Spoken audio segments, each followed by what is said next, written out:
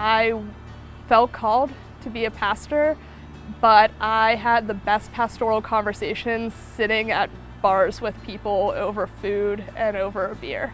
We noticed how isolated people felt, how burnt out our people felt, and we started gathering around meals for rest, for a space to wrestle with spirituality and with learning about Jesus. And so that has formed into dinner church, which is every week. That's formed into pub talks, which happen once a month. Maybe for context, I came from a more traditional kind of church background where it was an all-male dominated congregation. Women's voices were not heard.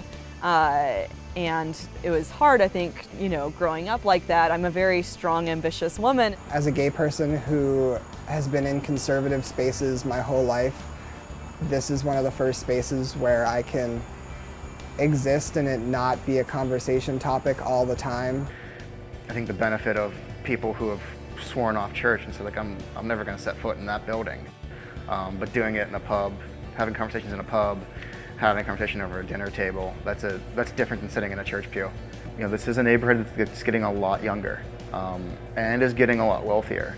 Conversations with people who've kind of said no to church but are still looking for community and are still looking for that sense of how do I belong to something and where do I find community outside of this sort of institutional structure that the boomer generation had.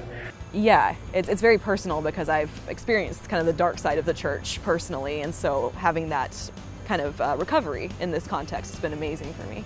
It's nice to just come into a space and know that I'm welcomed and know that I can exist without ever having to defend myself. There's just a sense of peace. We live the life of Jesus out in our own lives. And so we abide in it, I think, by loving our neighbors, by sharing meals, by laying down our privilege to love other people, by resting, by cultivating real friendships. We abide in the life of Jesus that way. We live in Jesus.